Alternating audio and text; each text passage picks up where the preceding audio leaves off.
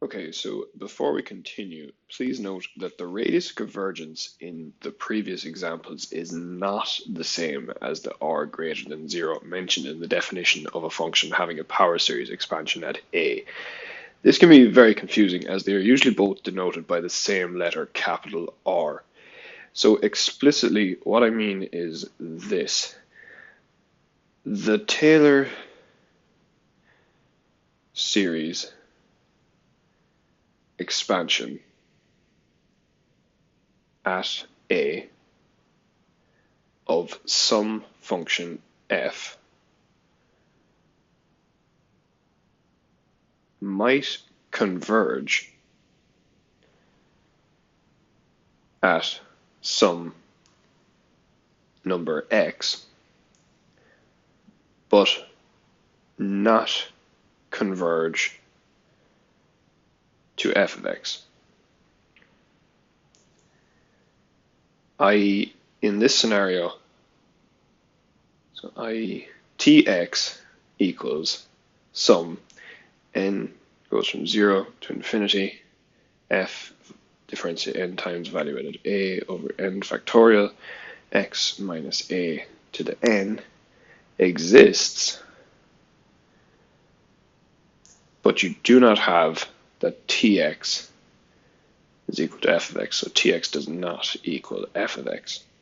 So this can be a very confusing point at first, so it's important to pause the video and take some time to think about this and make sure you understand what it's saying. So we will now turn our attention to the question of when does t of x equal f of x? Because that has been the goal of the lecture. We're trying to find power series expansions of f. So please note that with the information we have now acquired, this is merely a new version of our second fundamental question, and we will begin our attempt at answering this question by making some definitions. Okay, definition.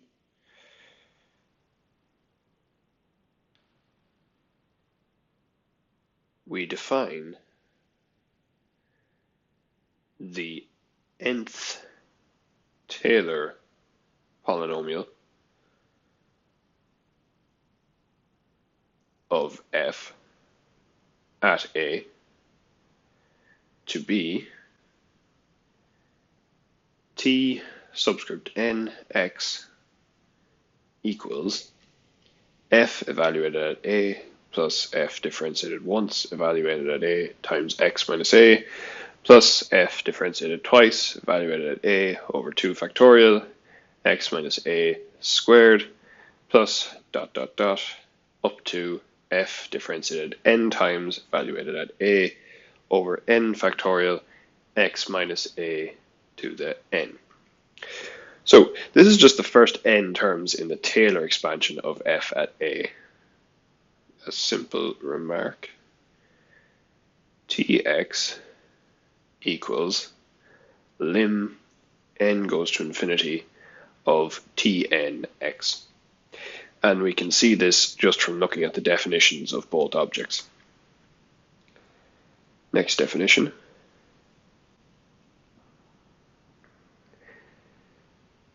We define the nth remainder of the Taylor series expansion of f at a to be Rn x equals f of x minus Tn x. So Rn captures the size of the difference between f of x and the nth Taylor polynomial. If this difference goes to 0 as n goes to infinity, then we have agreement between f of x and t of x, which was what we were looking for. Explicitly, theorem, let f of x, Tn of x, and Rn x be as above,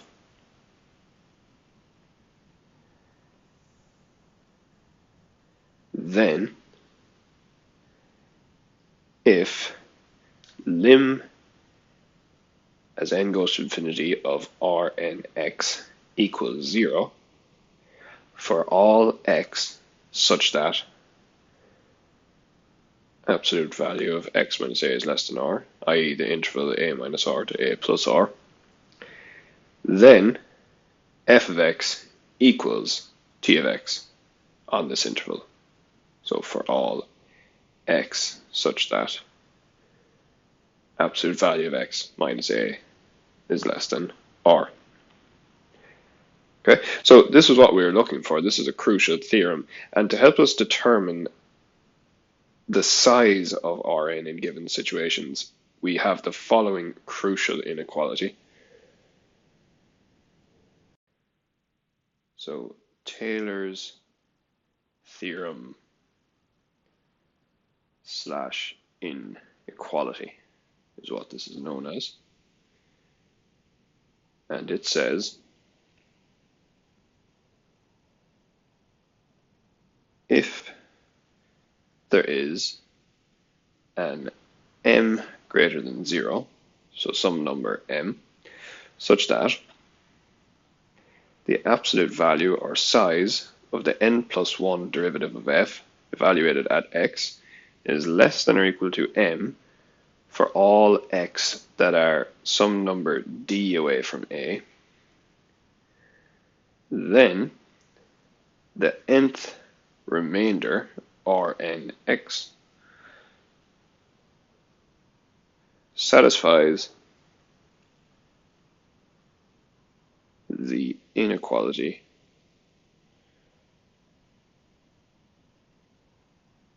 absolute value of Rnx is less than or equal to m over n plus 1 factorial times x minus a to the n plus 1 for all x that are this d away from a. Okay, so this may look a bit technical at first, but it will prove to be crucial when dealing with concrete examples and trying to find where expansions are valid. So let's look at an example to see how this is used. Okay, so example.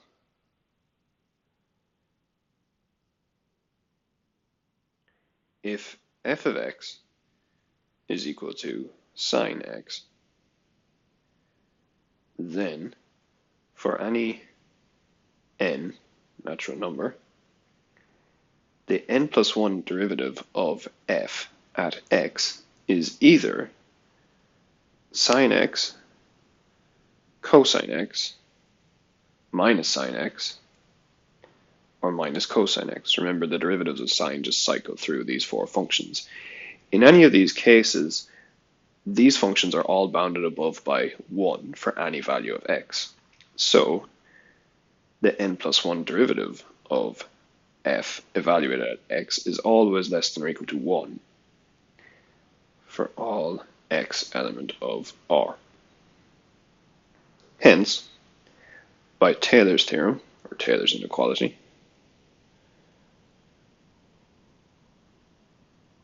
the absolute value of Rnx is less than or equal to 1 over n plus 1 factorial. 1 here is playing the role of the capital M times absolute value of x to the n plus 1 for all x element of R.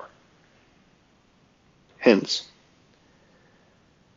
for any x element of R, the limit as n goes to infinity of the size of Rnx is less than or equal to the limit as n goes to infinity of absolute value of x to the n plus 1 over n plus 1 factorial, which from the last lecture is equal to 0. This is from last lecture. Okay, so if the absolute value of Rnx goes to 0, then Rnx goes to 0. And then hence, by the previous theorem,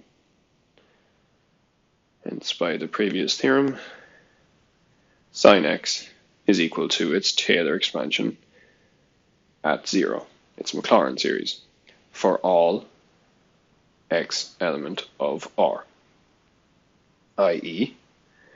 sine x is equal to sum, n goes from 0 to infinity, minus 1 to the n over 2n plus 1 factorial x to the 2n plus 1 for all x element of R. So we have found a power series expansion for sine x which is valid on the entire real line. So we've achieved our goal in the case of sine x for finding where it can be expanded in a power series. So now is a good point to pause the video and try and imitate this process for cosine x, and you should get a very similar result.